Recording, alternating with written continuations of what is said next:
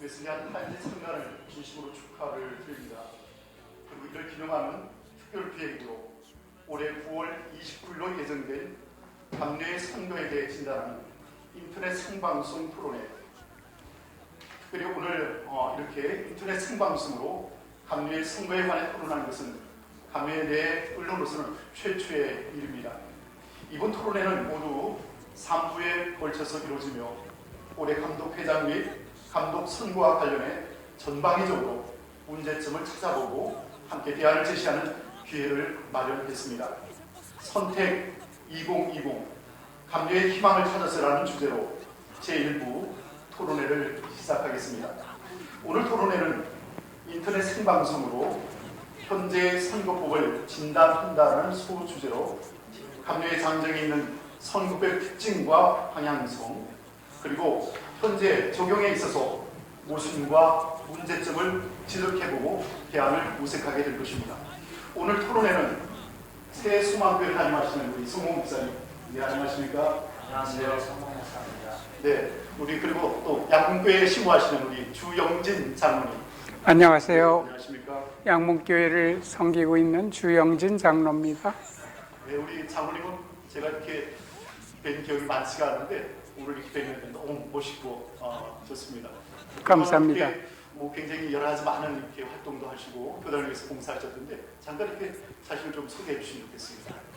저는 이제 국회에서 32년 근무를 했습니다. 국회의사국장 또 예산정책처장을 마지막 보직으로 은퇴를 했고요.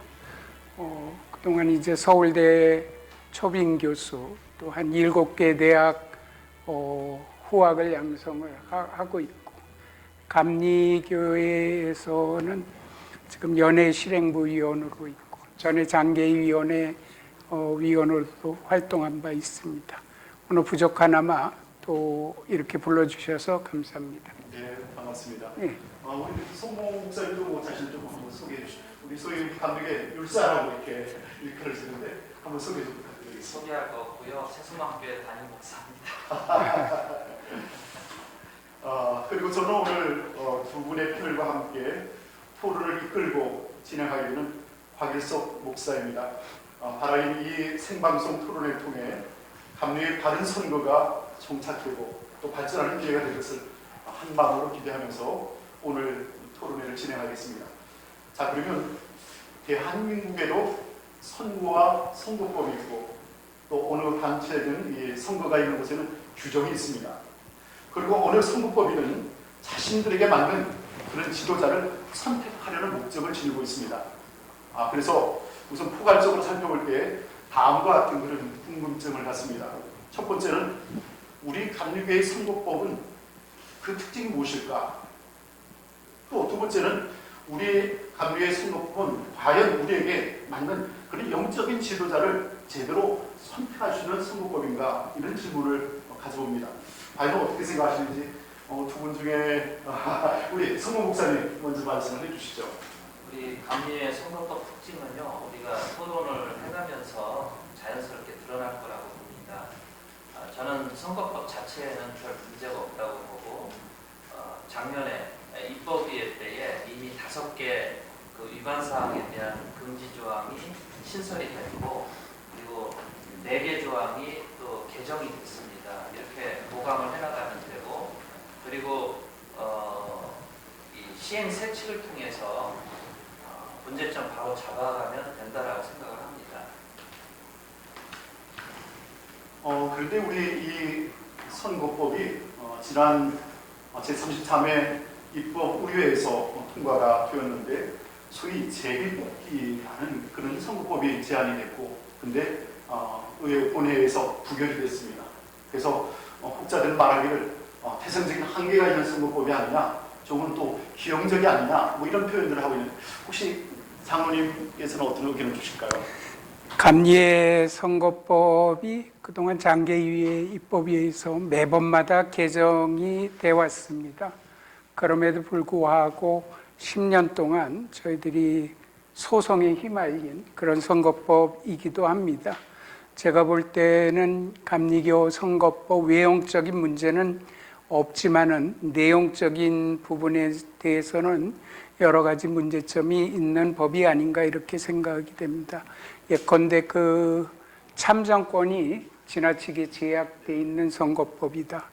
또 감리회의 주인인 감리 교인들의 또 감리계 목회자의 의견이 충분히 반영되지 않는 그런 선거법이다. 그래서 젊은 목회자들이나 또 여성 목회자의 참여 기회가 상당히 통제되고 제한되고 있는 그런 선거법이다 이렇게 생각이 됩니다. 이제 앞으로 토론이 진행되는 과정에서 자연스럽게 이야기 드리겠지만은 외형적으로는 문제없는 좋은 법입니다. 그러나 내부적으로 들어가면 근본적인 그런 참정권 제한의 문제를 가지고 있는 그런 선거법이 아닌가 그렇게 생각을 합니다. 네, 고맙습니다. 오늘 토론회가 이게 갈 길이 멉니다. 그래서 두 번째 질문을 함께 나누고자 합니다. 선거권자 또 피선거권자의 자격 기준에 대해서 토론하겠습니다. 사실 선거권과 관련해서 선거권자와 피선거권자의 자격 기준에 대해서 여전히 논란이 많습니다. 그리고 대부분 이것이 문제가 되면 늘 심각한 상황을 만들어내고 있습니다. 그래서 이와 관련한 세 가지의 질문을 여러분에게 드리고 함께 말씀을 나누도록 하겠습니다. 첫 번째는 현재 선거권자 자격법의 규정을 보면 해당 연회 총회원 11년급 이상 교육자와 지방예별 그와 동수의 평신도 대표로 한다라고 되어 있습니다. 이 규정에 대해 기준이 너무 높은 것이 아니냐 또 그런 어떤 주장이 있습니다. 또 감리회 정회원이 되었는데 이런 자신의 권리를 주장하지 못하는 어떤 상황에 대해서 우리 손문 목사님 한번 말씀해 주시죠. 우리나라 선거권에서도 18살이 되면 선거권을 갖습니다. 그리고 대통령도 뽑고 국회의원도 뽑습니다. 그런데 감리회는 정 11년급이 돼야 선거권을 부여를 합니다. 제가 31살에 신학대학원을 갔는데 우리 장정에 의하면 한 45살 정도 되어야 그때 선거권을 갖게 됩니다. 이게 18살이면 대통령도 뽑는데 45살이 되어야 감독도 뽑고 감독회장도 뽑는 이런 구조는 저는 이건 심각한 사실 권리를 침해하는 거다라고 생각을 합니다.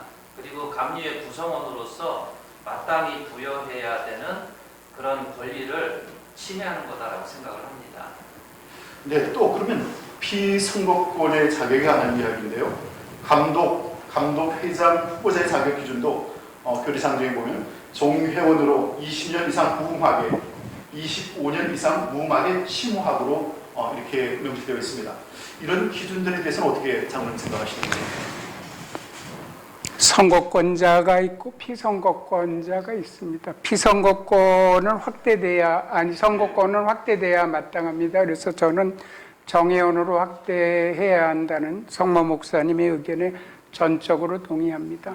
그러나 이제 피선거권은 저희들이 감독이나 감독회장을 뽑는 거고 영적인 지도자를 뽑는 것이기 때문에 기본적으로 감독 20년 또 감독회장 25년 이건 전통적으로 유지된 피선거권의 자격입니다.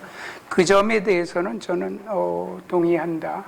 그래서 피선거권은 현행대로 선거권은 확대돼야 한다. 그런 입장을 가지고 있습니다. 그리고 또 한편 저도 이렇게 입법 의원으로 참여한 적도 있는데 정의원에게 확대했을 경우에 그 동시에 평신도에게도 그 자격이 주어져야 될 텐데 그럴 경우 한편은 장로님 또 권사님 집사님까지도 총대가 되는 상황이 있지 않을까 생각해 우리 손문 목사님 어떻게 생각하시는지요? 권사님, 집사님이 뽑는다고 해서 뭐 문제가 되겠어요?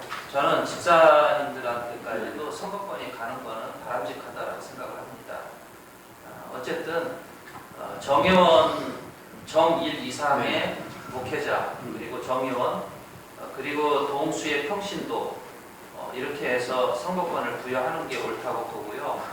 어쨌든 이 선거권을 확대시켜 나가는 것이 옳은 방향이라고 생각을 합니다. 그래서 뭐 한간에서는 준회원들까지도 포함을 시키는 게 어떠냐라고 하는데 저는 그거에 대해서 동의합니다. 준회원까지도요? 예. 자, 그러면 또 이렇게 또 다른 자격 기준이 있습니다. 부담금 납부의 문제를 가지고 피선거권과 선거권을 제한한 경우들이 있습니다. 이 문제로 아마 예전에 사회법으로 갔던 그런 기억도 있는데 부담금을 내지 않은 것, 또 내는 것, 이것이 피선거권과 선거권의 자격 문제와 연관이 되어 있다는 사실입니다. 우리 국가에서 혹시 국회의원 선거를 하는데 세금을 안 냈다고 해서 그 선거권을 주지 않는 경우는 없는 것 같은데 장관님 어떻게 생각하시는지? 그거는 우리 선거법이 가지고 있는 가장 고질적인 문제 중에 하나입니다. 그러면서도 너무 당연시하고 있는 것이 또한 이 부분이 아닌가 이렇게 생각이 되는데요. 한마디로 돈 문제로 선거권을 주고 안 주고 하는 부분이거든요. 참정권입니다. 기본적으로 선거권과 피선거권이. 근데 부담금을 안 냈다고, 심지어는 부담금을 12월 말까지 안 냈다고 선거권을 박탈하는 거는 이거는 참정권의 제한이 아니라 참정권의 박탈이고요. 제가 생각할 때는 헌법의 과잉금지 원칙에 위배된다고 생각이 됩니다. 세금 안 내고 늦게 내면은 가산금 낼 수 있고, 그거는 부담금 납부 부분은 별도 차원에서 논의해야지, 그것을 가지고 참정권을 박탈하는 수준까지 가는 이런 부분은 지나치게 행정 편의적인 발상이고 위헌의 소지가 있을 정도의 부분입니다. 그래서 저는 차제에 부담금 납부 부분으로 인한 참정권의 제한 문제는 헌법 위반이다, 이런 차원에서 한번 논의를 진행해 주는 것이 어떻겠느냐 하는 생각을 합니다. 그렇다면 이 부담금 납부의 문제와 관련해서 최근에 문제가 되는 사례가 있습니다. 바로 은평 동지방의 사례인데요. 부담금 납부 기일, 특별히 당해 연도 말까지 납입하여야 한다. 그런데 아마도 지방의 서기가 부담금을 받아서 아마 해를 넘겨서 납부를 한 것 같습니다. 그러면서 소위 무권 대리라는 그런 용어가 등장하는데요. 우리 목사님이 무권 대리라는 말이 무슨 말인지 한번 말씀을 해주시고 또 이어서 이 은평 동지방의 문제 한번 얘기해 주시면 감사하겠습니다. 무권 대리라는 말은 말 그대로 권한 없는 대리입니다. 이게 이제 무권 대리라고 하는 말이 과거에 그 조대현 변호사님이 이 무권 대리를 통해서 자격이 안 되는, 그러니까 이 12월 말까지 내야 되는 부담금을 1월 달에 낸 것 때문에 문제가 돼서 선거권과 피선거권이 박탈되는 이런 상황을 구제하기 위해서 만들어낸 법 논리입니다. 그런데 이 무권 대리라고 하는 것이 결국은 개교회에서 직접 본부에 내지 않고 응급재단에 내지 않고 지방의 서기를 회계를 통해서 주로 냈습니다. 혹은 연회에 냈는데 이게 이제 12월 말까지 내줘야 되는데 이분들이 갖고 있다가 사정상 갖고 있다가 못 낸 거거든요. 그래서 선거권과 피선거권이 박탈되는 상황에서 구제하기 위해서 만들어낸 논리고요. 이거는 지방회나 연회가 본부나 혹은 유지재단으로부터 권한을 위임받지 않았음에도 받았다. 그래서 권한 없는 대리 행세를 한 겁니다. 그런데 이 무권 대리는 본부나 유지재단에서 그걸 추인해주면 무권 대리가 인정이 되고 그렇게 해서 선거권과 피선거권을 회복시키려고 하는 궁여 지책이었죠. 근데 저는 어쨌든 권리를 제한하는 게 아니라 이 권리를 회복시켜주는 그런 차원에서는 저는 좋은 사례였다고 생각을 합니다. 이번에 은평 동지방의 경우는 또 예전에 그런 충북연에서의 경우와는 조금 다르다라고 말씀도 계시고 또 지난번 그 실행부 회의에서는 추인을 하고 승인을 했는데 선관에서는 또한 반대하는 그런 경우가 있었습니다. 이럴 경우 어떻게 해야 될까요? 이게 이제 문제가 뭐냐면 은평 동지방 같은 경우 결국은 그 지방의 선거권자가 몇 명이 되는지는 모르겠지만 서울연에 감독 선거를 했는데 당선자와 2등 사이에 그 표차가 네. 그 은평 동지방의 숫자보다도 적게 된다라고 할 때는 이제 문제가 되는 겁니다. 그래서 이런 상황에서 만약에 은평 동지방의 숫자보다도 표차가 적게 나면 이건 선거에 영향을 끼치는 거죠. 그래서 이거는 선거 무효 사유가 충분히 될 수 있습니다. 이게 지금 굉장히 심각한 문제고, 그걸 떠나서 만약에 이 문제가 감독회장 선거를 했는데 1등과 2등의 표차가 뭐 네. 가령 한 10표나 네네. 20표 정도 난다 하면 이거 역시 영향을 끼칠 수 있습니다. 그래서 이건 굉장히 심각한 사안인데 저는 선거권을 인정해 주는 쪽이 좋다라고 봅니다. 왜냐하면 이거 분명히 이것도 소송 들어갈 것 같고, 그래서 이 문제를 해결하기 위해서 저는 선거관리위원회에서 총실에서 결의해 준 거 그냥 받아서 인정해 주는 쪽이 훨씬 더 문제를 줄여나가는 방향이다라고 생각을 합니다. 네, 제가 전에 듣기로는 아마 한 100여 표 정도가 된다고 하니까 적지 않은 표라고 생각합니다. 굉장히 많네요. 네, 문제가 네. 될 수도 있겠죠, 충분히. 충분히 되죠. 네네.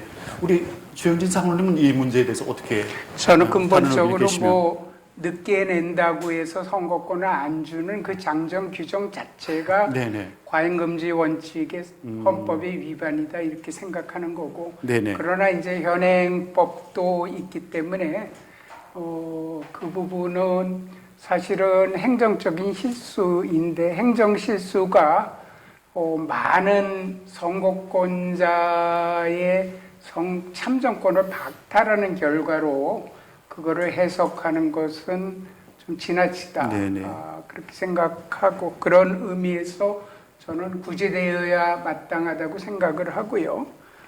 차제에 12월 말까지 이게 회계연도이기는 합니다만은 선거권자 선출 자체가 연회에서 하거든요. 네, 그렇죠. 그래서 네네. 연회는 4월이 기본이고 5월달 이렇게 열리기 때문에 연회 전까지 납부할 수 있는 네네. 장정을 그렇게 개정하는 게 좋습니다. 왜냐하면 사실은 대형 교회나 중형 교회에서는 재정에 문제가 없지만은 사실은 미자립 교회가 감리교가 얼마나 많습니까? 50% 이상인데 네네. 이 많은 교회가 사실은 연말 연초가 되면은 재원 소요가 굉장히 많이 있습니다. 뭐 사례금하고 관리비 빼면 나머지 뭐 얼마 없어요. 근데 선교도 해야 되고 교육도 해야 되고 구제도 해야 되고 연말 연초에 여러 가지 그 감리교 교회가 해야 할 사역인데, 네네. 그런 사역을 다 접어두고 선거권 때문에 그 12월 말까지 내야 하는 것은 지나치게 행정 편의적이다. 그래서 저는 앞으로 선거법이나 장정이 개정돼야 하고, 개정 전이더라도 지금 그 부분은 송모 네네. 목사님의 의견에 저는 전적으로 동의를 하는 바입니다. 네, 뭐 두 분의 의견이 뭐 이렇게 크게 엇갈리지 않는 것 같은데, 문제는 그렇게 선관위가 받아들이지 않고 선거가 진행됐을 때 문제가 될 수도 있지 않을까요? 될 수 있습니다. 그쵸. 충분히. 예.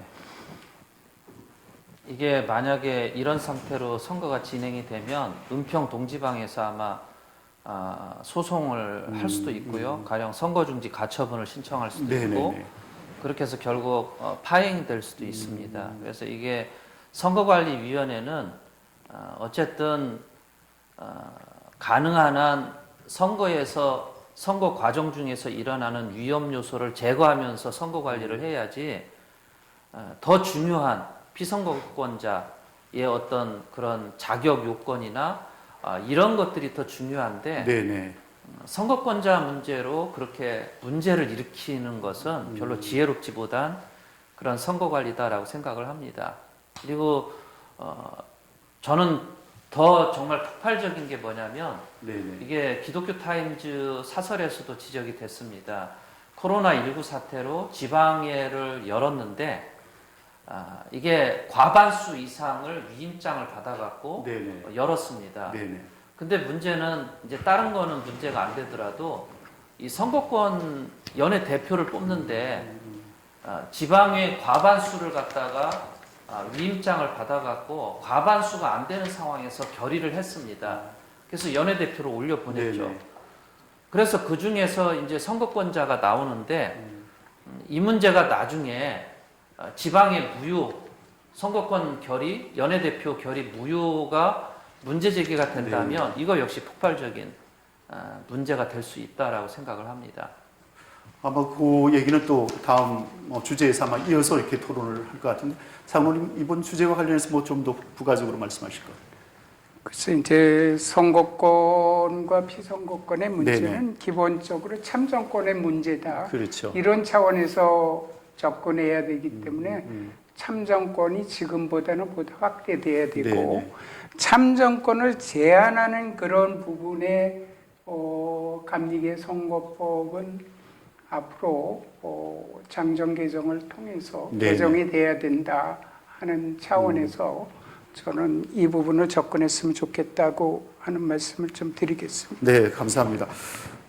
이제 우리 세 번째 주제인 선거법의 적용 문제를 가지고 함께 대화하겠습니다. 실제로 연예통에서 보면 선거법의 그 규정이 또 엄격하게 지켜지지 않아서 또 특별히 연회에 장로님들이 참석을 해서 그리고 그곳에서 선출이 되어져야 되는데 그런 과정이 생략되어지거나 또 회피되었을 때 그 이후에 선거권자 선출의 문제에 결격 사유가 되어지는 내용들을 보았습니다. 오늘 우리 여러분 그런데 이런 불법적인 어떤 과정과 절차들이 있었음에도 누가 문제를 제기하자면 그냥 넘어가는 상황들이 많았습니다.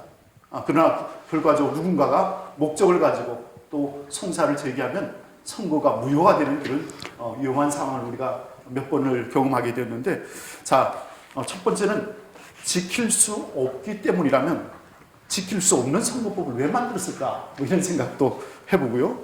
또 두 번째는 선거법에는 문제가 없는데 지키지 않는 것이 문제다 뭐 이런 입장. 그리고 세 번째는 선거법이 만들어졌으면 약속인데 규정대로 엄격하게 이것을 지켜야 한다. 이런 어떤 입장으로 정리될 수 있을 것입니다.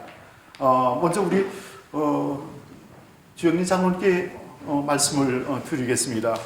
뭐 세 가지 이렇게 질문을 드렸는데 지킬 수 없는 법, 또 선거법에 문제는 없는데 지키지 않기 때문이다. 또 아니면 이렇든 저렇든 선거법이 규정이 되어 있으면 그대로 지켜야 된다. 뭐 이런 입장에 대해서 좀 설명을 해주시면. 일단 선거법이 있기 때문에 네네. 그 선거법을 지키지 않으면 그것이 이제 향후 소송의 빌미가 됩니다. 현행 선거법에 다소 문제가 있더라도 일단은 선거법은 지켜야 한다 그렇게 생각을 하고요. 다만 문제가 되는 부분은 향후 장개인이나 입법 회의 과정에서 좀 더 보완을 하는 게 좋지 않을까 그런 생각을 갖고 있습니다. 저는 이렇게 선거법을 읽어보면서 그 선거법을 보면서 이 선거법이 누구를 위한 법인가? 선관위 위원장만 보이더라고요. 정말 그 후보자들이 선거 운동을 하고 정책을 설명하고 선거에 참여해서 자신을 알릴 수 있는 그런 것들이 여전히 제한됐고 또 한정되어 있는 상황 속에서 이 법을 가지고 선거를 했을 때 과연 우리가 올바른 영적 지도자를 뽑아낼 수 있을까? 조금은 마음에 이렇게 염려가 되는 상황들이 있었습니다. 우리 이 선거법 어떨까요? 어떻게 좀 이해를 하면 좋을지.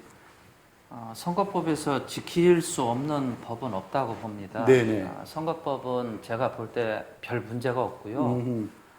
문제가 있다라고 한다면 고쳐가면 되는 거고, 그리고 보강하면 되는 겁니다. 그리고 현재 우리가 가지고 있는 이 선거법은 제가 볼 때 지킬 수 없는 법은 없습니다. 네네네.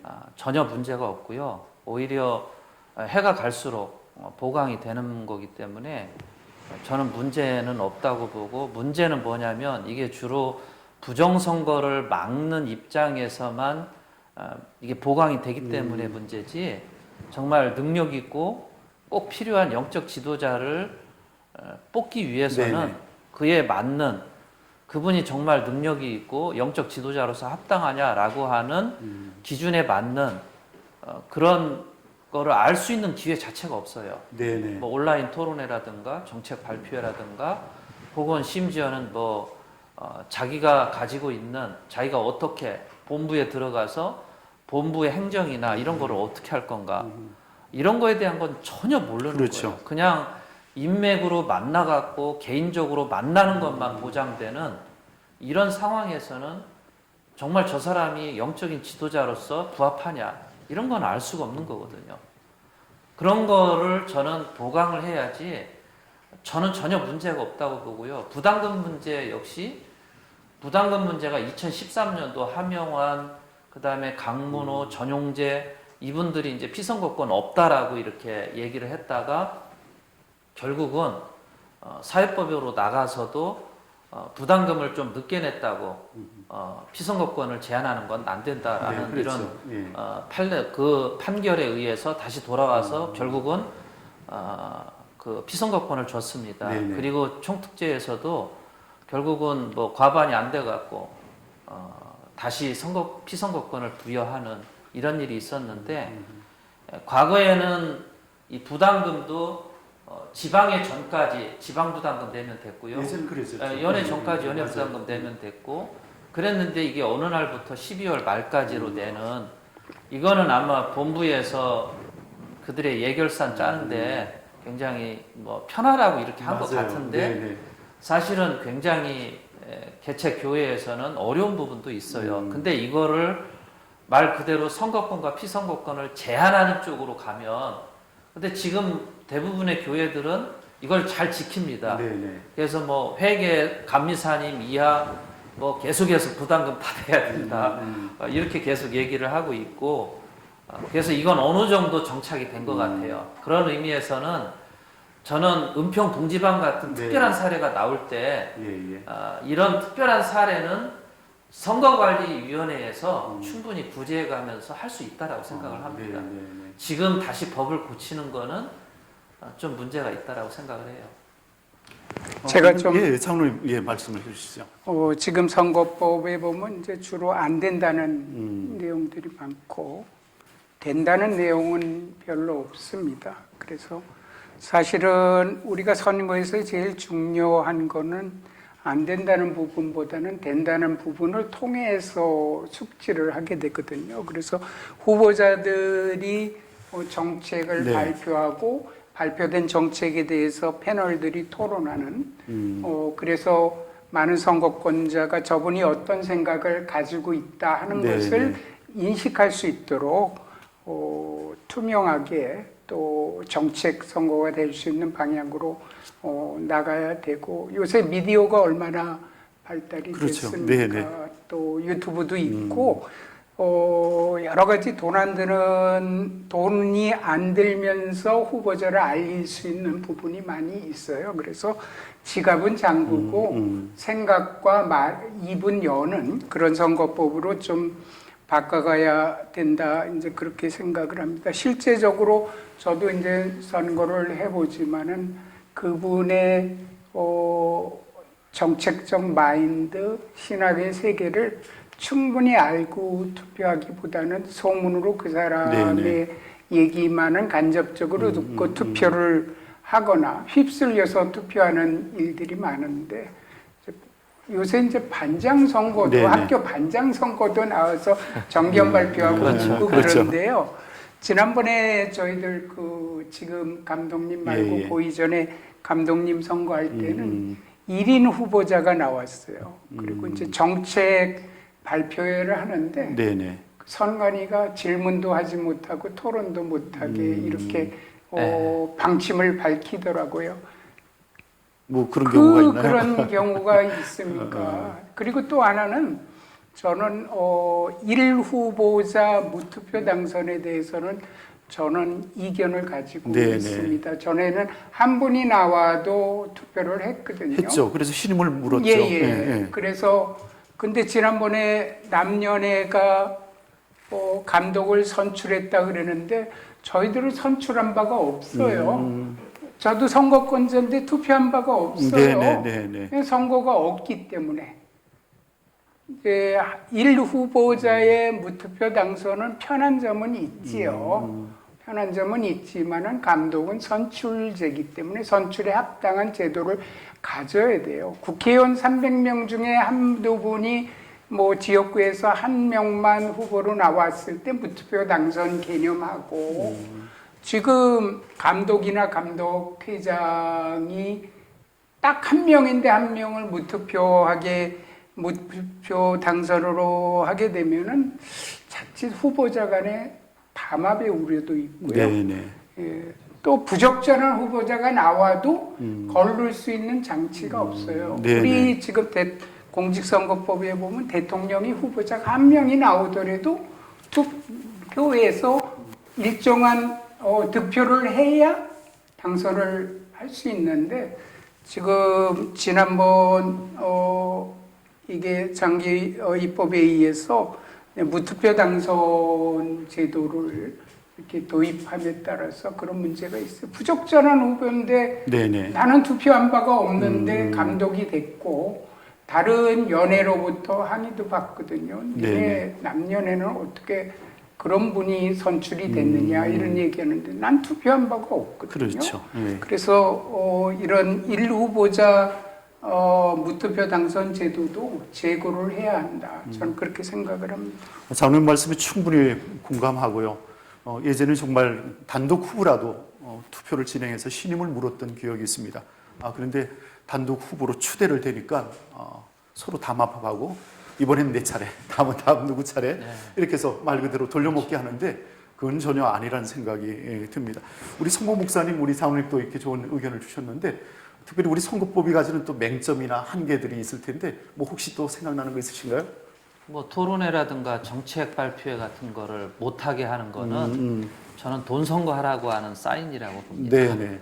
왜냐하면 결국은 1대1로 만나는 거거든요. 아니면 뭐 참모를 데리고 가서 만나는데 네네. 만나는데 그냥 가서 만납니까? 뭐라도 들고 가야 되는 거거든요.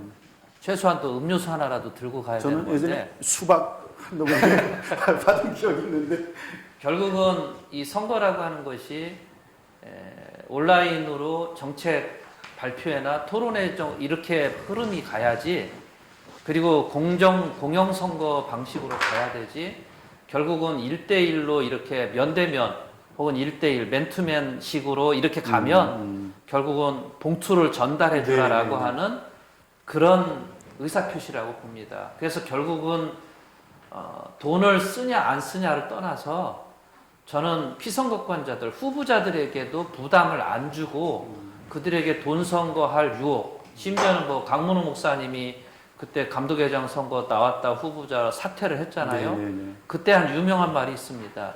돈을 주려고 하는 게 아니라 돈을 달라고 한대요. 네네.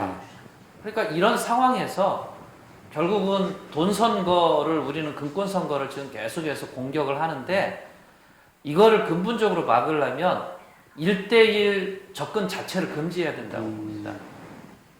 그러니까 우리 일반 사회법에서의 선거법도 1대1은 막는 걸로 알고 있어요. 같이 이렇게 여러 명이 같이 가는 건데 우리들이 가능한 한 1대1을 막고 네. 어떻게든지 정책 토론회나 그리고 발표회나 정책 발표회나 그렇게 해서 서로 토론하는 걸 보면 저 사람이 어떤 생각을 갖고 있고 네네. 어떻게 하겠다라고 하는 게 드러나니까 저는 그게 훨씬 좋다라고 봅니다. 네네. 결국은 금지를 하는 게 선거법의 목적이 아니라 제대로 된 지도자를 뽑는 것이 선거법의 그렇죠. 목적이기 네네. 때문에 영적인 지도자를 뽑는 거기 때문에 저는 이 부분에서 우리가 검증하고 그런 사람을 선택할 수 있도록 선거운동이 바뀌어야 된다라고 네네. 생각을 합니다. 선거법 자체가. 코로나19 사태 이후로 해서 우리 사회가 굉장히 많은 변화를 가져오고 있습니다. 그 가운데 하나가 이 비대면 또 온라인상으로 예배도 드리고 또 회의도 하고 또 대학들이 저도 딸을 가지고 있는 키우고 있는데 대학 강의를 뭐 한 학기 동안 내내 온라인으로 이렇게 진행하는 것도 보았습니다. 근데 사실 오늘 저는 이렇게 토론에 이렇게 참석해서 사회를 뭐 진행을 하고 있는데 이런 자리가 굉장히 효과적이지 않을까 그런 생각을 하고 있습니다. 우리 웨슬리아 그 타임지에서 이게 좋은 기획을 했는데 이런 방식의 정책 토론회 이것이 좀 더 활성화되어진다면 소위 뭐 깜깜이 선거가 아니라 충분히 뭐 또 자유롭게 이렇게 정책을 듣고 그분의 인격과 그 모든 것들을 인식하면서 투표를 한다면 보다 좀 그 네. 선거의 목적에 부합하는 그런 선거가 되지 않을까 그런 생각하는 우리 장관님도 한번 말씀해 주시죠. 당연히 정책 선거가 돼야 되고요. 네네. 영적 지도자 선출을 위해서는 그분이 어떤 생각과 마인드 또 감리회를 어떻게 이끌어 갈 것인가를 물어야 됩니다. 네네네. 근데 돈 쓰는 선거나 금권 선거가 지금 사실은 사회보다도 감리교가 만연되어 있습니다. 목사님들은 어떻게 생각할지 모르지만 평신도들의 그런 모습도 제가 많이 봤습니다. 네네. 돈은 안 써야 되는데 여기에 또 문제가 있습니다. 과연 감독 선거나 감독회장이 돈을 쓸 때 그 돈이 자기 돈을 쓰느냐 교회 헌금을 쓰느냐 하는 부분에 대해서 평신도들은 많은 의혹을 갖고 있습니다. 대형 교회에서 감독과 감독 선거에 나오시는 후보자들에게 뒷돈을 마련해 주는 거 아닌가 하는 그런 네네. 의혹을 가져요. 물론 그것 때문에 지금 감독 감독회장 선거법에 교회 헌금을 가지고 하지 못하도록 하는 법까지 만들어졌지만은 그런 게 어디 이렇게 밝혀지나요? 감사하는 것도 아니고 그래서 네네. 돈 쓰는 선거라는 것은 자칫하면 교인들의 헌금을 개인의 정권력에 그게 희생이 될 수 있고 그렇게 돼서 감리교 지도자가 된들 영적인 리더십이 제대로 형성되겠습니까? 그래서 돈 쓰는 거 아니고요. 정책과 신앙으로 가지고 감독회장을 뽑는 그런 시스템이 되어야 된다.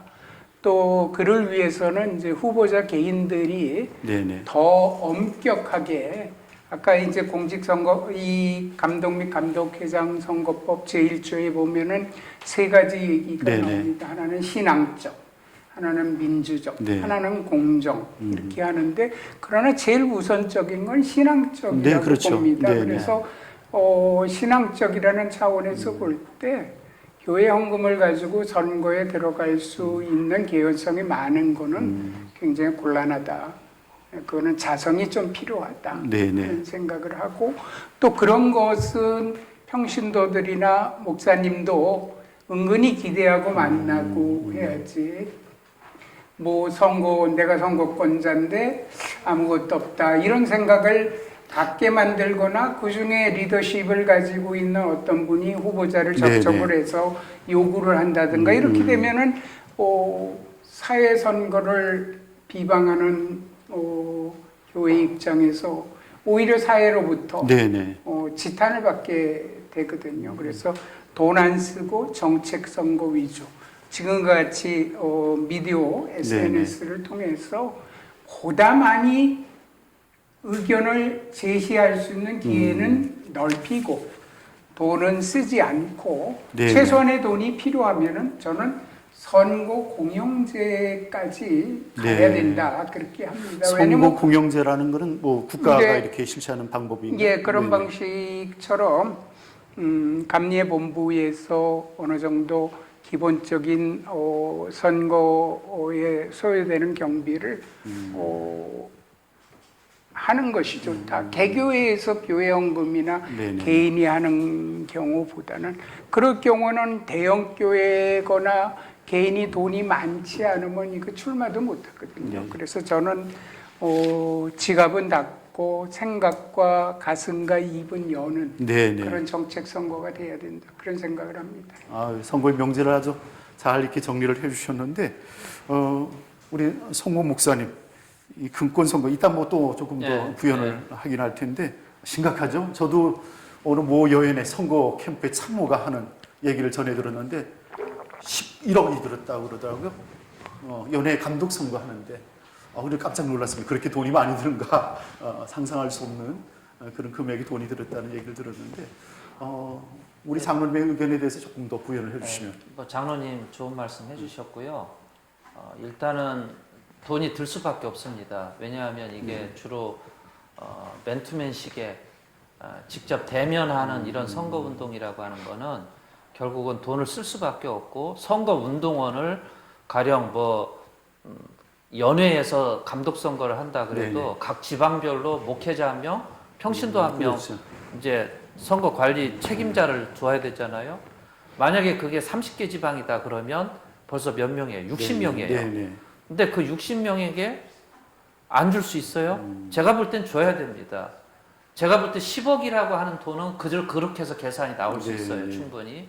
그리고 강문호 목사님이 이렇게 폭로한 사실에 의하면 기본적으로 4천만 원에서 1억, 10억까지, 8억, 7억인가까지 달라고 했다.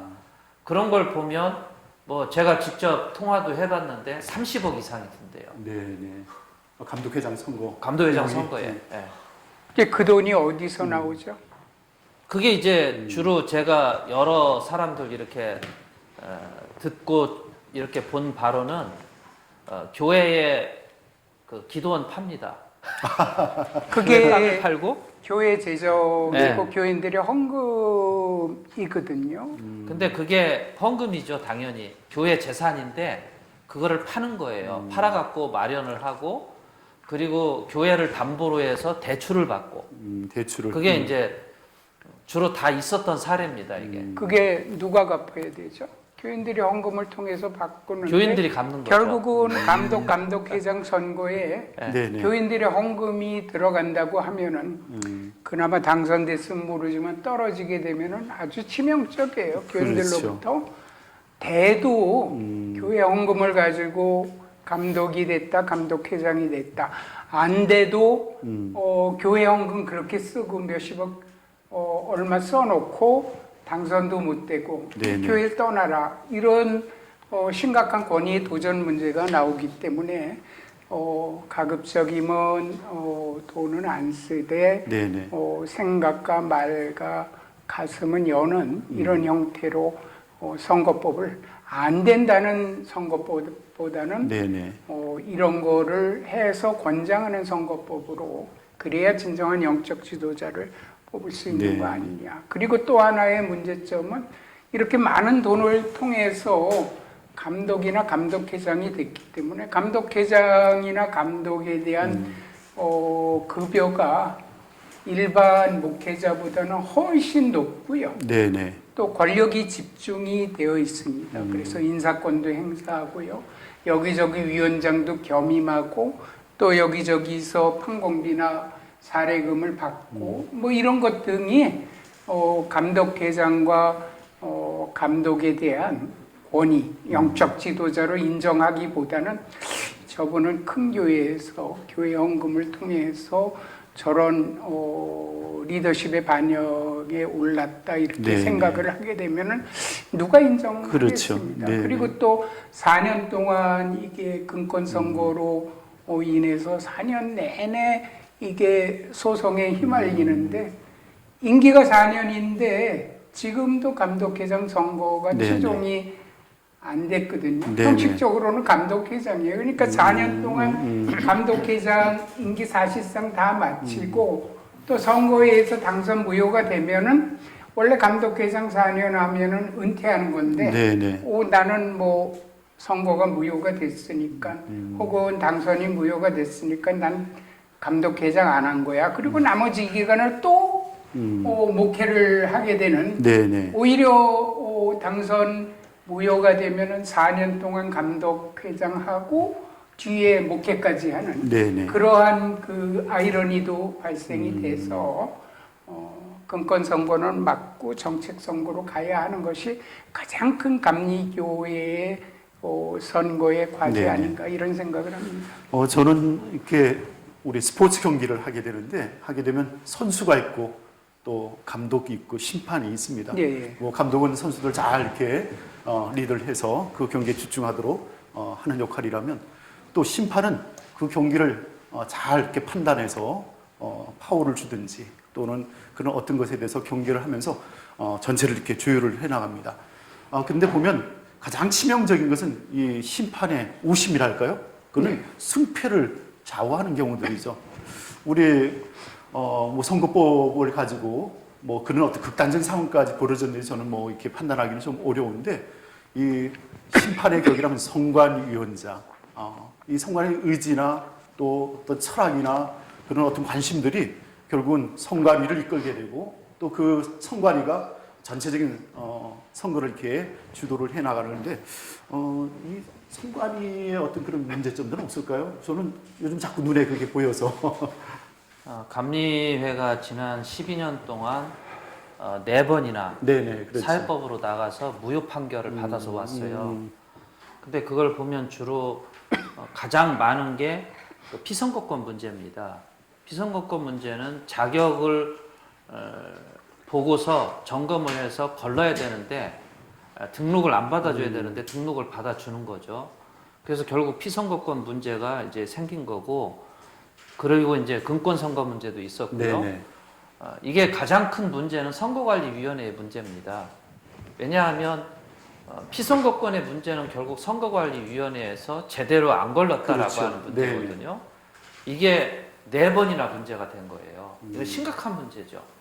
그래서 뭐 소송분들 때문에 선거 후유증이 생긴다라고 하는데 이 소송분들이 문제가 아니고 선거관리위원회 문제입니다. 이거. 네네. 선거관리위원회 문제고, 이번에도 사실 지금 감독회장 출마 예정자들을 보면 네네. 어떤 분은 뭐 연금 문제로, 제가 아는 분이 그래요. 뭐 공식적으로 그분이 등록하자마자 자기가 소송 제기하겠다. 이걸 직접 들었습니다. 파란을 지금 예고를 하는 거예요. 뭐, 그럼 선거가 정말 이번 선거도 쉽지 않겠다는. 네, 또 한 분은 이제 지방경제법 문제가 있는데 네네. 그분 또 반대쪽에서도 역시 소송 제기하겠다 바로.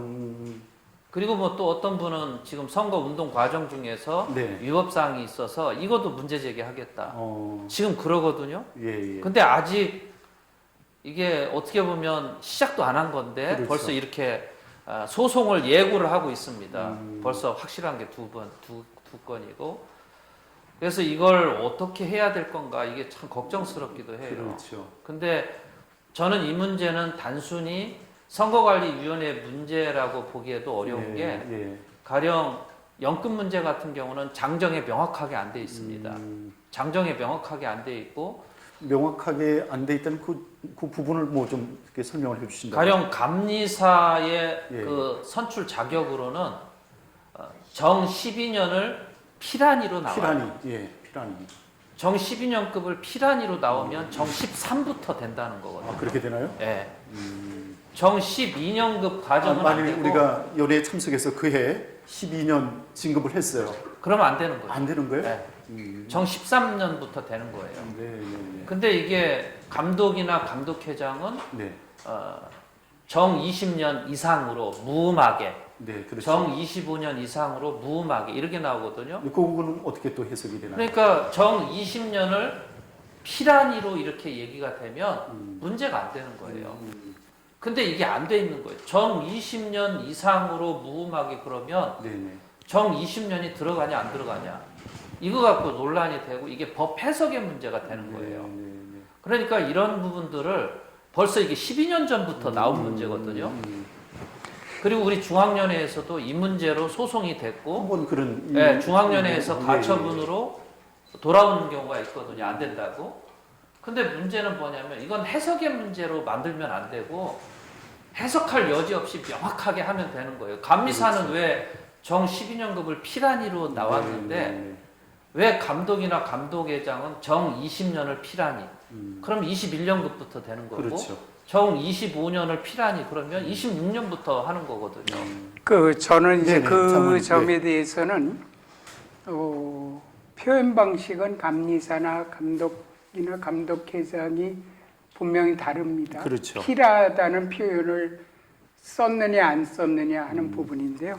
감리사는 분명히 12년 급 이렇게 급으로 돼 있어서 예. 그거는 재직기간, 시무기간 개념이 아니라 급이에요. 12년 급이라는 거는 11년은 넘었는데 아직 12년은 안 됐다는 전제가 들어가 있는 거고요. 그렇죠. 감독이 20년 이게 급이 아니라 아니고 이상. 20년 이상. 예. 또 감독회장은 25년 이상. 네네. 그래서 20년 이상 무후하게 심우한. 심우한. 네네. 이거는 기간의 개념입니다. 기간의 개념. 예, 그리고 아까 감리사는 급의 개념이기 때문에 25년 이상 무음하게라는 것은 다른 표현으로 하면 26년을 피란 이 그런 네네. 거와 거와 같은 개념입니다. 그리고 네네. 판례도 있지만은 감독 20년이라는 거는 240월을 예. 240월이라고 판례가 나와 있습니다. 네, 저도 20년은 예, 본것 같습니다. 240월. 네네. 그러면 감독회장이 25년 이상은 민법상 기간 계산 방법으로 계산하도록 시무 기간이 25년 이상이라는 뜻이기 네네. 때문에 이것은 명백하게 300개월 300개월. 300개월 이상 무음하게 심우한 심우하니 이. 무음은 해석의 여지가 있지만은 기간 개념은 정확하게. 절대 불변 네. 기간이고 이건 민법상 계산하는 거기 때문에 저는 감리사의 급을 필한 이와 감독회장의 20년, 25년 네네. 이상의 기간의 개념은 이제 법제 방식의 차이일 뿐이지 저는 20년급 이게 아니고 네, 25년 이상, 또는 20년 이상 이렇게 된 거기 네, 때문에 네, 네. 이건 명백하게 해석의 여지가 없이 없다라고. 예. 240개월, 300개월 이상 네네. 무음하게 심우한 민법상 기간 계산 방법으로 하면은 이거는 해석의 문제는 아니다. 저는 그렇게 봅니다. 네, 뭐 예비 후보의 경우 그 300개월에서 몇 개월 모자란다면 그건 전적으로 그거는- 자격이 안 되는 거겠습니다. 그거는 자격이 아니고 안 되고 팩트의 문제인데 네네. 이런 거를 선관위가 제대로 걸러야 된다고 생각하고 저는 이제 자연인의 문제가 아니라 예. 이거는 성모 목사님이 얘기한 대로 오래전부터 제기가 된 거고 판례도 형성이 돼 있고 또 민법상 기간 계산의 방식에 의하면 이건 명확하다 저는 그렇게 봅니다. 예, 우리 장로님께서 또 명쾌하게 그게 설명을 해주셨는데 우리 성모 장로님 목사님. 말씀처럼 이게 우리 중앙연회도 그때 이제 이정원 감독님이 출마했다가 정 20년에 네네. 출마했다가 결국은 총특제에서 안 된다 사회법으로 가서도 가처분해서 아니다라고는 돌아왔어요. 네네. 돌아왔는데 문제가 뭐냐면 만약에 지금 선거관리위원회에서 등록을 받아주면 어떻게 할 거냐. 그렇죠. 등록증을 하는 내주면. 경우도- 예. 근데 이게 또 뭐가 문제가 되냐면요. 이걸 만약에 등록증을 받아줘서 선거 가처분 신청을 중지 가처분을 한다 하더라도 일단 선거는 치르도록 진행이 되어지는. 진행이 되도록 왜냐하면 선거를 이것 때문에 중지시키면 그 사람에게는 회복할 길 없는 피해를 준다라는 이게 법정의 법원의 판례입니다. 네네네. 이게 그래서 이게 굉장히 심각한 문제가 나오는 거거든요. 그래서 저는 이런 어떤 판례다 이런 걸 떠나서 네네. 해석의 여지가 없이 분명하게 해놓는 게 저는 그게 중요하다라고 생각을 하는데 네네. 벌써 12년 동안 4번이나 무효가 돼서 돌아왔거든요. 예. 그렇다고 한다면 이걸 분명하게 얘기를 제정을 해놨으면 문제가 안 될 그렇죠. 텐데 그 문장 하나만 피란이로 정확하게 피란이로 기록하면- 하는 방법도 있고 네네. 20년 가로 열고 예. 240월 아예 개월 네, 그렇게 예, 해도 되고요. 네. 25년 네. 300월 300월. 이상 이렇게 표현을 하게 그러면 되면 되죠. 네. 보다 명백하게 되기 때문에 입법적으로 그렇게 해석하는 거는 저는 찬성을 하고요. 다만 그렇다 하더라도 민법상 기간 계산의 방법은 명확합니다. 네, 그래서 보니까 이 선거법을 적용하는 문제에 있어서 아까도 제가 뭐 말씀을 드렸지만 이 심판의 중요성. 근데 보면 후보들이 등록하는 그 등록의 창구가 첫 번째가 이제 심사 분과죠. 네. 예, 심사 분과에 이게 등록을 하는데 보면 제가 볼 때 상식적으로 자격이 좀 미비한데도 불구하고 심사위원을 통과하고 또 선관위 본회의에 상정이 돼서 전체회의에서, 네. 3분의 2 아니 과반수? 과반수. 예, 통과되면 후보가 등록이 되더라고요. 그리고는 선거가 시작되어지면 중도에 하차하기도 쉽지 않은 구조 안에 있는데 이거 어떻게 해야 될지요? 선거관리위원회에서요. 일단은 그 심사분과위원회에서 자기들만 결정하기 어려워요. 그러니까 이제 전체 회의로 넘기거든요. 전체위원회로 넘기면 그 구성원 자체가 주로 학연에 의해서 배정이 돼 있다든가 그렇죠. 예, 예. 혹은 그 문제가 된 후보의 그 학연 그분들이 다수가 될 수도 있어요. 어떤 구성원이냐에 따라서. 그리고 거기에 있는 법조인 역시 자기에게 쏟아지는 비난을 피하기 위해서 그냥 표결로 붙일 수도 있어요. 네네네. 그러면 충분히 이게 그 후보가 될 수 있고 그러니까요. 그 후보가 돼서 결국 그분이 당선이 됐다 그러면 바로 소송으로 들어가는 거예요. 네네네. 그 이게 제가, 지금 12년 동안 일어난 사건입니다. 이게. 제가 한 가지 예, 제안을 드리면은 지금 사실은 우리 교리장정에 선거관리위원회 또 이게 각급 선거관리위원회가 있는데 네네. 다 그 내부자들을 통해서 선거관리위원회를 구성을 합니다. 네, 그래서 네. 저는 내부와 외부가 예. 선거관리위원회를 같이 구성하는 게 좋겠다 그런 말씀을 드립니다. 왜냐하면 선거관리위원회는 선거 전문가가 들어가야 되거든요. 네, 네. 그래서 선관위에 경험 있으신 분들을 같이 좀 집어넣어야지. 전문위원으로 좀 위촉을 해서. 네, 전문위원도 그렇지만 저는 뭐 그 안에 변호사도 들어가요. 네네. 선관위에. 그러나 이제 외부적 시각을 같이 갖고 있어야 네네. 이거 선거법 해석하고 선거 자격자 판단하고 하는 거를 예예. 내부자로만 구성되니까 후보자와 인간관계가 얽혀 있어서 본인이 자격이 없다고 의견을 내게 되면 그게 또 다 나갑니다. 그렇죠. 야 누구누구가 반대해가지고 당신 자격이 없는 걸로 됐다. 이렇게 되면은 그게 평생 원수가 되거든요. 네. 그래서 선관위가 권위를 좀 부여받아야 된다는 측면에서 보면은 네네.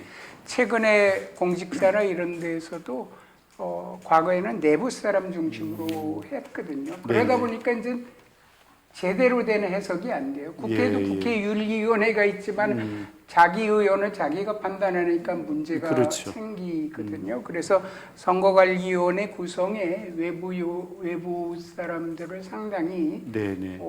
영입을 하고 그것도 그 사람 추천하는 사람들을 본부에서 직접 선택하는 것이 아니라 네네. 선거관리위원회, 예, 우리 예. 중앙선거관리위원회라든가 각급 선거관리위원회에 추천 의뢰를 해서 네네. 의뢰된 사람이 온 사람을 이렇게 선거관리위원으로 포함한다면은 네네. 지나치게 인간관계 때문에 법 해석에 자의적 그렇죠. 또는 인간적인 관계 이런 거를 무시하지 못하기 때문에 오는 그런 오류 네네. 또 그것이 가지고 있는 향후 소송이 명백한 사항 같은 네네. 거는 미리 걸러주지 않으면 안 됩니다. 그렇죠. 저는 그렇게 생각합니다. 네. 여기 네. 이번에 그 선거 시행 세칙이 나왔어요. 시행세칙. 예. 선거법 시행 세칙이 나왔는데 제가 이거 보면서 깜짝 놀랐던 것 중에 하나가요. 우리 장로님이 해석한 게 이제 보면 이걸로 보면 틀린 거예요. 시행 세칙을 보면. 왜냐하면 네네. 선거권을 보면 1614단 장정의 1614단 14조 1항을 보면 감독 및 감독회장의 선거권자는 해당 년의 정회원 11년급 이상 교역자와 이렇게 나오거든요. 정회원 11년급 이상이라고 하는 이거를 시행세칙에서는 5조, 네네. 시행세칙 5조에서는 정회원 11년급 이상 교역자란 연회시 진급되는 이부터로 한다. 그럼 아까 말씀이 조금 상충이 되는 부분이 있는데. 다른 거죠. 시행세칙은 이 법 범위 안에서 만들어져야 되거든요. 그렇죠. 상위법이 있고. 상위법이니까 예, 상위법 우선 원칙, 신법 우선 원칙인데 예. 네네. 상위법은 교리와 장정에 예예. 이미 감독과 감독회장의 자격이 명확하게 나온 것을 시행세칙이 그거를 네네. 이거와 달리 해석하는 형태로 세칙을 만든 것 그 자체가 이미 벌써 그 시행세칙에 사가 끼인 저는 시행세칙이다 좀. 근데 이게 뭐가 문제가 되냐면요. 예예. 물론 장로님 말씀처럼 이 시행세칙 자체가 장정에 위배되는 규정이기 때문에 이건 무효조항이다라고 주장을 하시는 거죠. 네, 그건 네. 주장이죠. 근데 일단 이 시행세칙이라고 하는 거는 법이 이렇게 발표가 되면서부터 이게 효력을 발생하는 거거든요. 아니, 여기서 보면 또 있지 않나요? 11년급 이상 교역자란 연회시 진급되느니 그러면 선거권자는 정 10일부터 되는 거예요. 근데 아까 정 20, 정 25라고 하는 것이 그 해석을 이걸로 하면 정 20도 되고 정 25도 충분히 피선거권자가 될 수 있다라는 해석이 되는 거예요. 근데 그 시행세칙은 네, 네. 법률 하위 법규입니다. 상위법 우선의 직이기 때문에 벌써 선관위가 저런 시행세칙을 만들었다는 것은 벌써 저는 그 시행세칙은 위법입니다.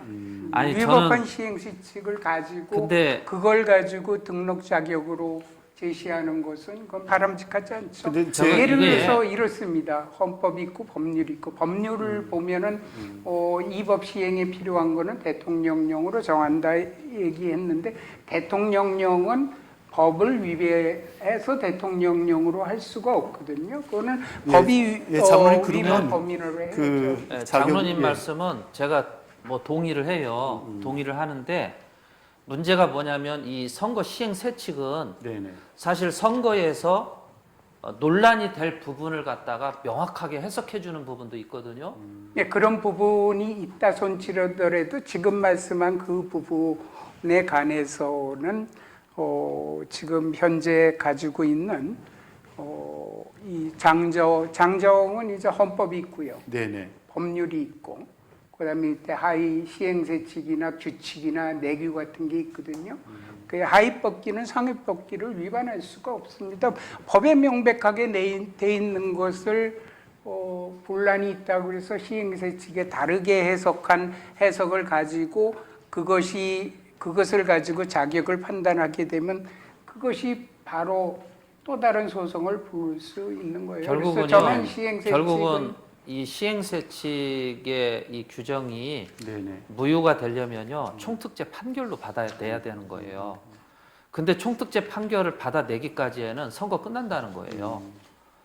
저는 이게 왜 이런 문제가 생겼냐, 네네. 해석의 여지를 주는 장정 재정에 있다라고 하는 그렇죠. 거예요. 네네네. 그러니까 정 20 이상 무음하게, 정 25 이상 무음하게라고 하는 이 규정 자체가 아주 모호한 표현이라 이거죠. 모호한 표현이고 해석의 여지를 주기 때문에 네. 여기에 해석을 해놓은 거예요, 이게 지금. 네네네. 근데 그거는 저는 해석의 여지가 없이 민법상 계산 방법에서 명백한 거고, 그거는 이미 판례가 나와 있어요. 그렇게 해석한다는 그 자체가 벌써 예상하는 후보자를 염두에 둔 네. 이런 시행. 아니 이건 부분은- 선거권이에요. 아까 예? 그 12년 피선거권이 관련해서는 감리사 선거 관련한 거니까 이번 그 회장 감독 선거 직접적 관련은 없으니까 그거는 따르게 좀 한번 그거는 다뤄봐도 좋겠고요. 급의 얘기고 제가 네, 네, 네. 감독과 감독 회장은 몇 년 급 문제가 아니라 몇 년 네네. 급이 아니라 기한의 몇 문제. 년 이런 부분입니다. 네. 아주 열띤 이렇게 토론이 이어지고 있습니다. 오늘 토론에 특별히 많은 우리 또 동역자들과 우리 성도님들이 이렇게 관심을 가지고 시청하고 계실 텐데요. 채팅으로 이렇게 들어온 질문이 있습니다. 특별한 경우라고 할 수도 있을 텐데요. 재산이 우리 감리교회 유지재단에 편입되어야만 선거권과 피선거권이 주어지죠.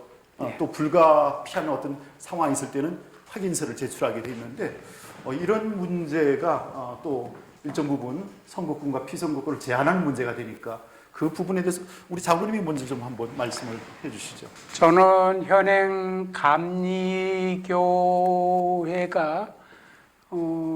개체교회를 이렇게 치리하는 것 중에 가장 중요한 부분이 재산 편입 부분이거든요. 네, 네, 그게 네. 이제 법적으로 유지재단에 편입됐다 하더라도 그게 이제 소송으로 가면 명의신탁이기 때문에 개척교회에 있는 걸로 이제 다 판결은 납니다. 네, 그러나 현행 교리와 장정에 재단에 편입됐다 그러면 당연히 재단 편입이 돼야 되고 예, 예. 편입할 수 없는 사유가 있을 때 불가 확인서를 내죠. 첨부하면 관계없기 때문에 네네. 저는 당연히 그렇게 돼야 된다고 생각을 하고요. 한 가지 제가 좀 네네. 부연해서 말씀드리면 지난번 감독 선거에 후보 등록이 무효가 됐어요. 예, 무효가 된 것 중에 재산 등록을 안 했다. 그 네네. 후보자가. 그래서 다시 등록을 받아줬어요. 저는 같은 기간 내에 이미 재단 등 편입이 안 돼서 네네. 선관위가 확인이 됐다고 하면은 등록 기간이 끝난 뒤에 네네. 나중에 그 사람들이 부랴부랴 재산을 재단에 편입해서 다시 감독 후보자로 등록을 하고 그래서 이제 등록됐네 그리고 선거에 임하게 하는 것은 저는 지난번 케이스는 좀 부적절했다고 네, 보고 네, 네. 그것이 이제 명백하게 법적으로 가려지지 않기 때문에 그 당시에는 도리가 없지만 앞으로는 사실은 그 재단 편입을 안 했기 때문에 무효가 됐는데 무효가 된 후에 부랴부랴 등록하고 다시 감독 네네. 후보로 당의 선거에 네네. 당의 감독 선거에 하는 것은 하지 못하도록 하는 게 좋겠다 하는 측면 하나 하고 또 하나는 국회의원도요. 네네.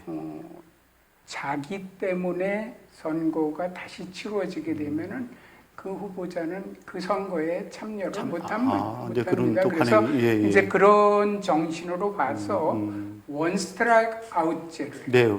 선관위에서 단지 자료의 보완을 요청해서 보완 받는 그런 거는 경우는 예외를 그건 하고. 필요합니다. 네네네, 우리나. 그렇죠. 그러나 근본적으로 재산을 편입을 안 해서 후보 자격이 없다고 해놓고 다시 다시 지워주는 이렇게 거. 당의 선거에 받아주게 되면은 그거는 예컨대 이렇습니다.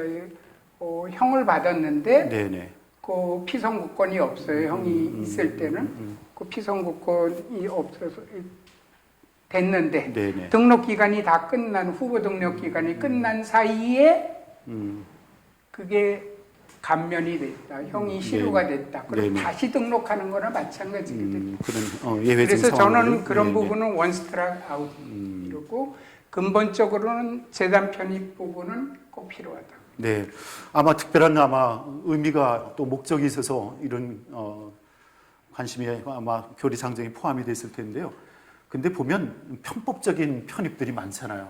뭐 본당만 집어넣고 나머지는 재단을 설립해서 거기다 집어넣고 우린 재단에 그 다 위법이죠. 편입했다. 위법이죠. 명백하게. 그렇습니다. 명백하게 위법이고요. 우리 장제계는 모든 재산을 그렇습니다. 재단에 편입하고 기본 재산 다 편입해야 되는데 네. 저는 그거와 관련해서 또 한 가지 얘기하고 싶은 거는 평상시에는 편입 안 했다가 감리사나 감독이나 감독회장이 되면은 이게 나중에 문제가 될까봐 서둘러서 네네. 편입하거나 서둘러서 차명으로 교인 유력 인사한테 재산권을 옮겨놓고 네네. 이거는 교회 거랑 관계없다 뭐 이런 방식으로 하는 얘기가 좀 들립니다. 사실인가요? 사실이에요. 예, 그래서 그런 거는요. 거로 송사가 있었던 것 같은데. 그런 거는 도덕적인 문제가 네, 네, 있죠. 네. 저쪽 서쪽에 감독과- 있는 네, 서쪽에 감독과- 있는 연회에서 있었던 일입니다. 감독회장이라는 게 영적 지도자를 네, 네. 선출하는 건데 사실 행정 책임자, 뭐 행정의 수반이기도 하고 또 의회 의장이기도 네. 하지만은 본질적으로 우리가 꼭 필요한 거는 영적 지도자를 뽑는 거고 그 영적 지도자의 영적 권위가 인정될 때 네네. 다소 행정 능력이 부족하더라도 그는 밑에 총무들이 있고 다 하는 거지. 그렇죠. 감독회장과 감독이 자신의 뜻에 따라 감리의 본부와 연회를 운영하는 것은 아니거든요. 그래서 영적 지도자의 제일 중요한 거는 신앙 문제와 양심의 문제인데 그거는 법 이전의 문제이고 네네. 그런 부분은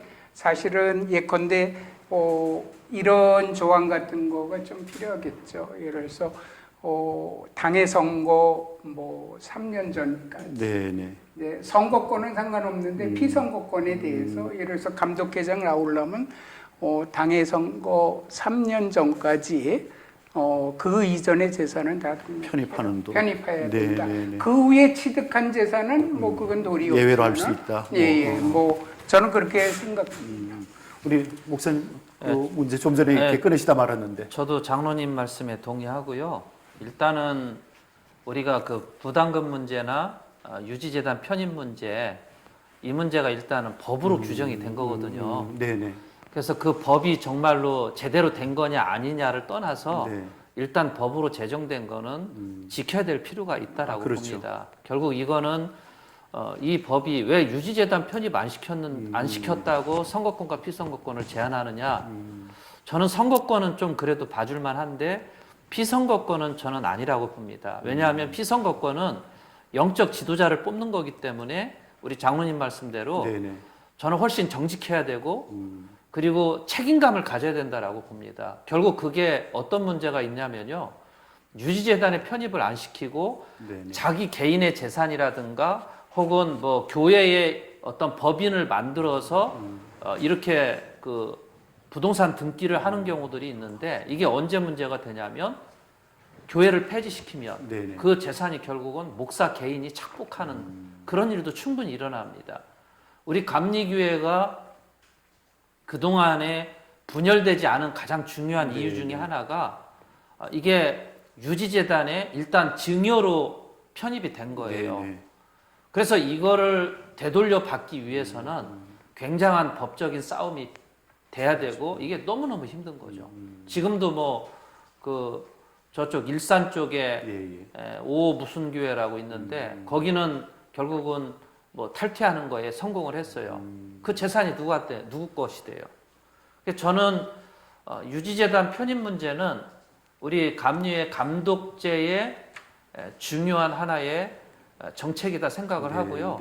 저는 이게 돼야 되고 지금 UMC 같은 경우, 미국 같은 경우도 이번에 뭐 동성애 문제로 교단이 갈라지잖아요.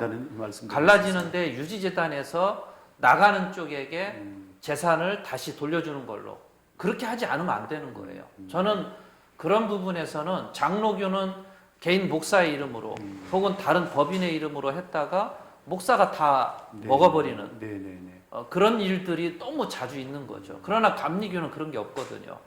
저는 그런 부분에서는 공교회성을 갖다가 높인다는 측면에서는 저는 저거는 찬성하는 입장입니다.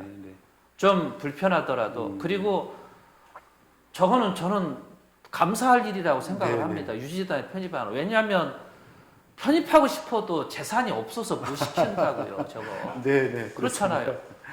아니 저걸 자기들이 재산이 있어서 편입을 하냐 마냐 저는 이건 감사할 거리라고 보고요.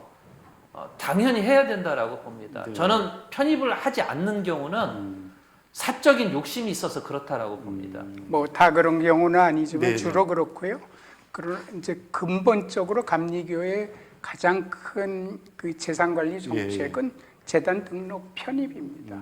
저도 제가 이제 교회 건축위원장을 해봐서 땅을 팔고 새로 사고 이게 등록하고 또 기본재산위원회 심사받고 또 문화관광부 장관의 허가까지 받아야 이렇게 하는 게 절차적으로 좀 번거롭습니다. 그러나 그거는 이제 장기적으로 볼 때는 그 기본재산이라는 것은 교회 운영의 아주 근본적인 부분인데 그것이 목회자 개인의 의견에 따라서 왔다 갔다 할 수 있게 되거든요. 등록하지 않으면은.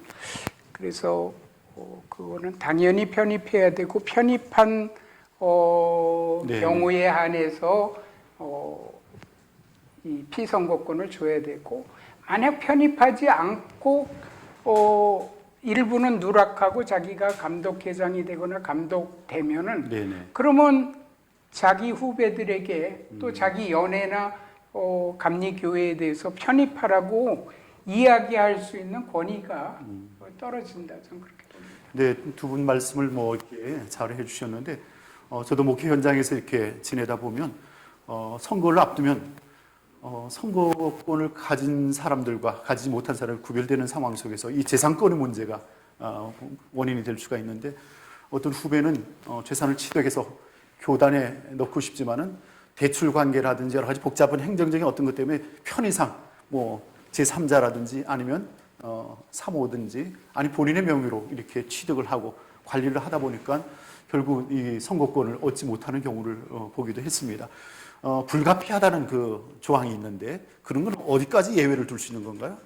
예컨대 그 건물에 교회가 있는데 그 건물이 소유권이 자기 혼자 소유권이 아니고 형제들하고 같이 있다. 그 소유권이 그럴 경우에는 그걸 분할 등기를 네. 하기 전까지는 뭐 도리 없이 그러니까요. 이렇게 사유가 있거든요. 그래서 그런 불가피한 사유가 있는 것은 있더라도 기본적으로 선거권 문제가 아니라 피선거권 문제일 때는 네네. 적어도 자기 교회와 관련된 모든 재산은 네네. 감리교 유지재단에 등록해야 되고 그 정도도 감리교를 위해서 하지 않는다고 하면은 네네. 과연 감리교의 영적 지도자 또는 행정 책임자로서 자격이 있을까 하는 생각은 듭니다. 네.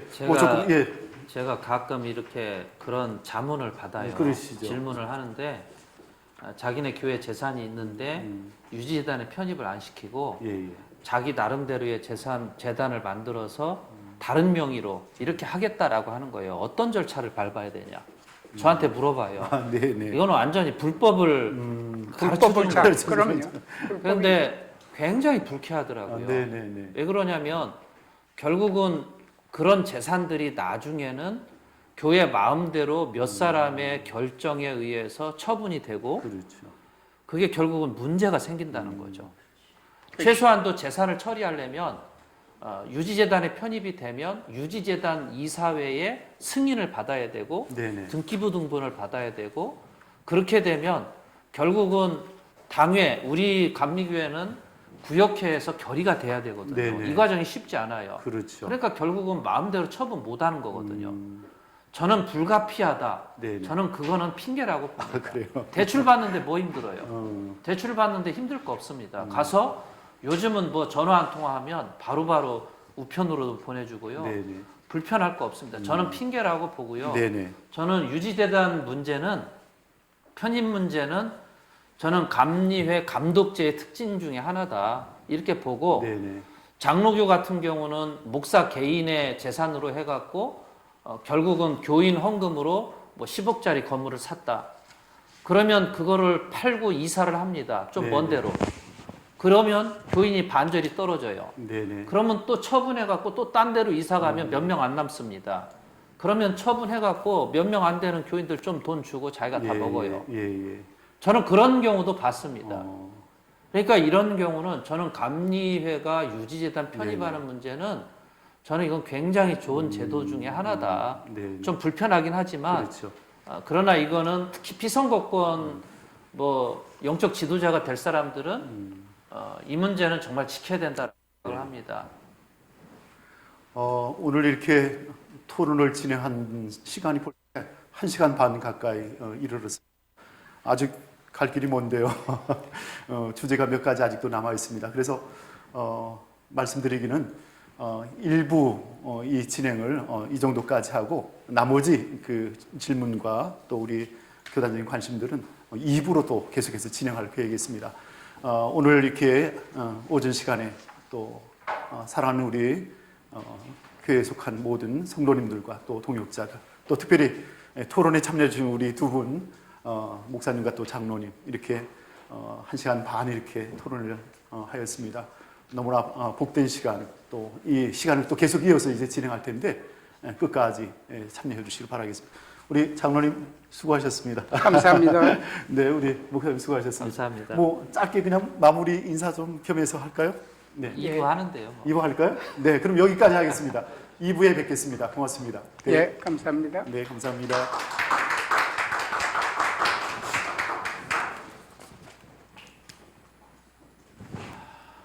시간 한번 쉬어가니 금방 가네. 근데 2분